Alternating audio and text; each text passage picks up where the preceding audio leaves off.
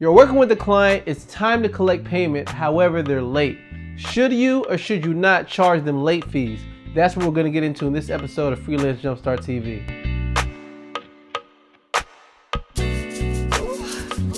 For me personally, I've been burned in the past. I've been working with a client and then I did all the work up front and they delayed on making a payment to me. I don't mean delayed by a couple of days. I mean weeks, and weeks turned into months. And I debated within myself, should I be tacking on late fees? However, I can honestly say those times in which I tried to enable late fees or charge late fees, it really didn't do what I wanted it to do, and people really didn't pay the late fee. Taking a step back from that, I had to ask myself a question, and that question is, what was the actual goal of charging late fees? Was it the fact that I wanted more money? Was it the fact that I wanted the client to actually pay me for my time? Or was it a fact of me trying to correct certain behavior that I didn't like? Once I sat down and thought about those questions and actually answered those questions, it was very clear on what I needed to do going forward as it pertains to charging late fees or not. The first realization I came to was this. I had to ask myself, is charging late fees, is this really an incentive? And really, you want to create incentives for your clients to pay, not really penalties that they'll be charged if they do not pay. So it's a difference of using encouragement versus fear. I'll put it this way. Encourage clients to make a payment up front. And if they make a payment up front, perhaps you give them a discount or a full payment early payoff discount. Versus telling somebody after the fact the project is already done and you're waiting to be paid and charging them a late fee and saying, if you don't pay, I'm going to charge you more money and more money and more money. That necessarily is not really an incentive to pay, because the longer they wait, the more penalties they get. Sure, there's the incentive of not paying penalties. However, it really doesn't create any type of intimidation. The second thing I had to ask myself is this a personal vendetta? And what I mean by that is the fact that someone did not pay me on time, am I taking it personally and getting angry about the situation, and my anger is taking the manifest form of a late fee? And if you do have a personal vendetta or you're upset, making decisions for your business when you're angry is not the best route to take, especially when it comes to client relationships. More than likely, you're going to be upset and you're going to say something or put something in place that really has a bad perception of your business, and you don't want that to be the case. So instead of being angry and taking it personal, don't be angry and just be professional. There should be things in place such as a signed contract. There should be certain things in place such as payment terms that were discussed openly. And there also should be different milestones if you decided to spread the payment out in which you should be receiving anyway. I'll just say simply this. If you had set things up right in the first place, more than likely someone wouldn't be lacking in their payment. And what I mean by that is, if you're working on a project and it's somewhat long, there should be certain milestones. There should be a payment before launch. There should be maybe a payment in the middle of you working, and there should be a payment prior to launch. And really, you just have to take the stance of, if you don't pay me, I'm not working. What I had to look at was, is the process in making a payment, was that easy and burden-free?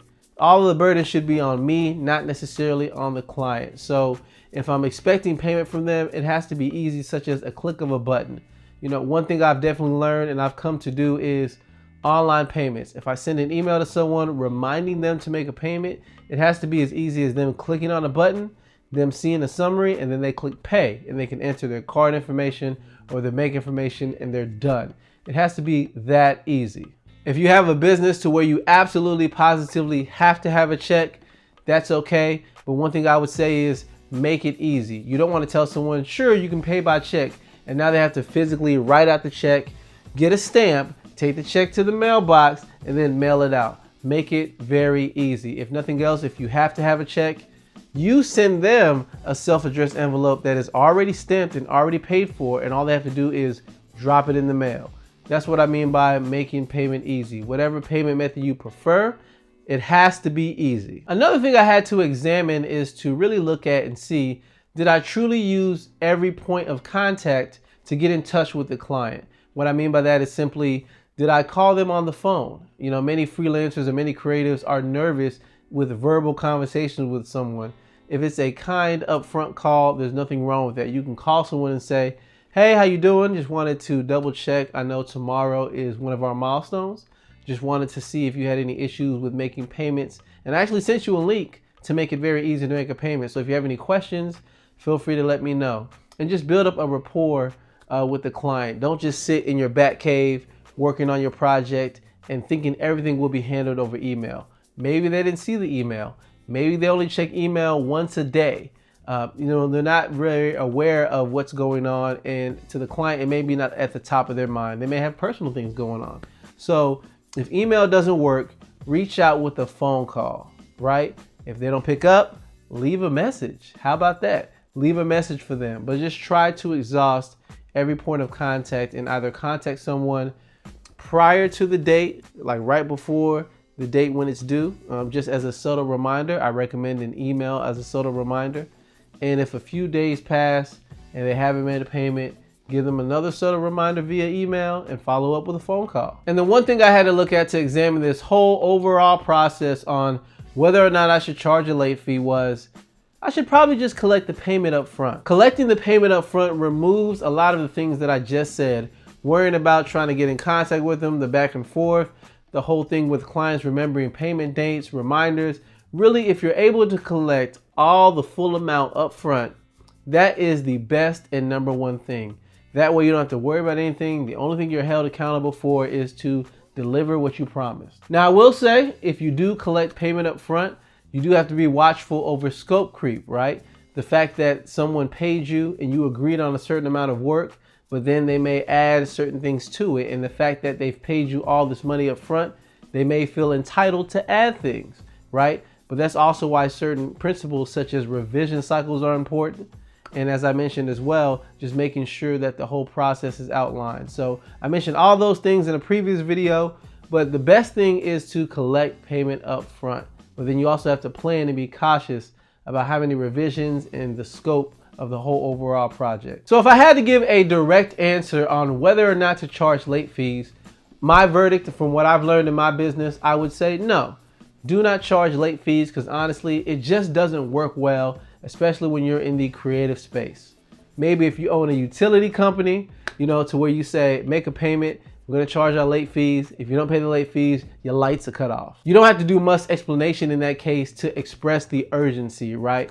But if someone is asking you to create a logo for them and you sketch out and draw out the logo and say, hey, I delivered the logo, can you make a payment? Can you hurry up? That's a little too late. You've already delivered it, right? And you don't want to make it seem like you're holding the logo ransom. If you don't make a payment, you'll never see the logo again, right? You don't want to have that perception either. So the best thing is collect payment up front. If not that, just make sure payment terms are clear and kindly remind the person of when those payment dates are there and make it easy for them to pay. Thank you for taking the time to check out this video. I greatly appreciate it. As always, there are episode notes for this particular episode, so you can check out the link right here. If you're listening on the podcast, it is freelancejumpstart.tv/32, because this is episode 32. And you can go check out the show notes for this episode. If you like anything I had to say in this video, give it a thumbs up or leave a review on iTunes. If you're listening on the podcast, on the audio podcast, or the video podcast, leave a review on iTunes. I definitely read all those, and I use those to get better and produce better content. Also, you can ask me a question. I've had a couple of people ask me questions on Twitter. They emailed me directly, and I don't mind answering those questions and making a dedicated video to make sure your question gets answered. Well, again, thank you for checking out this episode, and I will catch you later. See ya.